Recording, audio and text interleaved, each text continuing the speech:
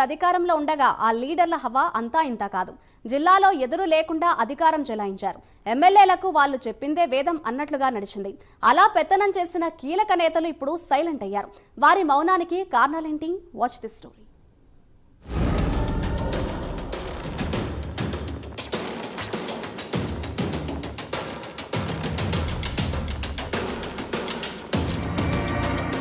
తెలంగాణలో 10 ఏళ్లు బీఆర్ఎస్ అధికారంలో ఉంది. దీంతో గులాబీ అధిష్టానం పార్టీపై కంటే ప్రభుత్వం పైన ఫోకస్ పెట్టింది. దీనివల్ల పార్టీ ఎంత నష్టపోయిందన్న విషయం అధికారం కోల్పోయిన తర్వాత గానీ గులాబీ బాస్ కేసీఆర్ కి గుర్తుకు రాలేదు. ఈ నేపథ్యంలో పార్టీని గాడిలో పెట్టడంతో పాటు నేతల్ని యాక్టివ్ చేసేందుకు ఆయన ప్రయత్నాలు మొదలుపెట్టారు. ఈ క్రమంలోనే పార్టీ కీలక నేతలు తెలంగాణ భవన్లో వరుస ప్రెస్ మీట్లు నిర్వహిస్తున్నారు. అధికార పార్టీపై విమర్శలు పెంచుతున్నారు. ఇది బాగానే ఉన్నా పలు జిల్లాల్లో కీలకంగా వ్యవహరించిన మాజీ మంత్రులు మాత్రం మౌన ముద్రలో ఉన్నారు. అధికారంలో ఉన్నప్పుడు 10 ఏళ్లు మంత్రి పదవులు అనుభవించిన నేతలు కొంతమంది మాత్రమే పార్టీలో యాక్టివ్ రోల్ పోషిస్తున్నారు. మరి కొంతమంది అయితే పార్టీ అంటే పట్టనట్లు వ్యవహరిస్తున్నారనే టాక్ వినిపిస్తోంది. బీఆర్ఎస్ అధికారంలో ఉండగా ఉమ్మడి ఖమ్మం జిల్లాలో ఒకే ఒక మంత్రిగా అధికారం చెలాయించారు పువ్వాడ అజయ్. జిల్లాలో అప్పట్లో అంతా తానై వ్యవహరించారు. జిల్లాలో తాను చెప్పిందే వేదం అన్నట్లుగా నడిచింది. పార్టీ అధికారం కోల్పోయాక ఆయన సైలెంట్ అయిపోయారు. ఆయన మౌనంపై సొంత పార్టీలోనే విమర్శలు వెల్లువెత్తుతున్నాయి.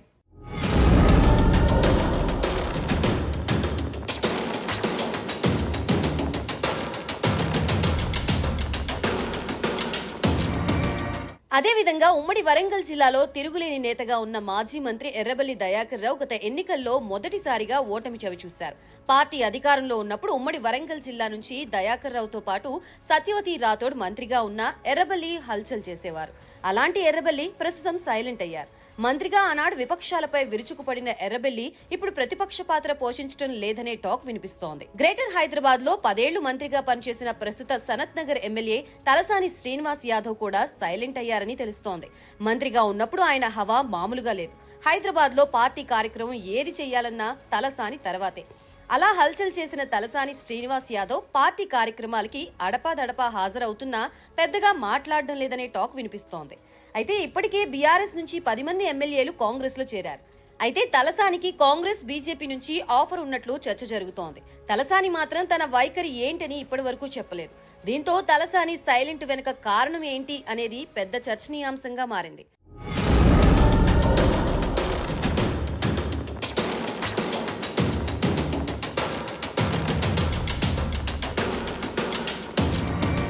ఇక మరో మాజీ మంత్రి మల్లారెడ్డి.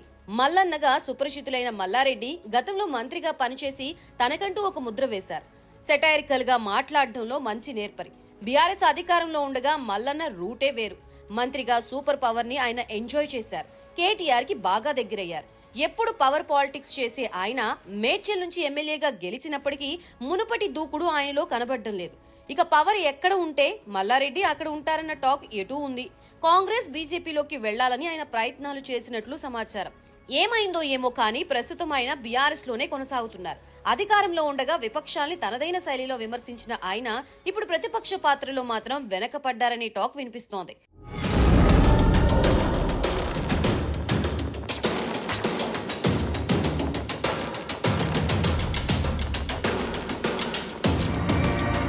బీఆర్ఎస్ లో మాజీ మంత్రులే కాదు కొందరు మాజీ ఎమ్మెల్యేలు ముఖం చాటేస్తున్నారు. పార్టీ అధికారంలో ఉన్నప్పుడు తామే సుప్రీం అని చెప్పుకున్న వాళ్లు ఇప్పుడు సైలెంట్ అయ్యారు.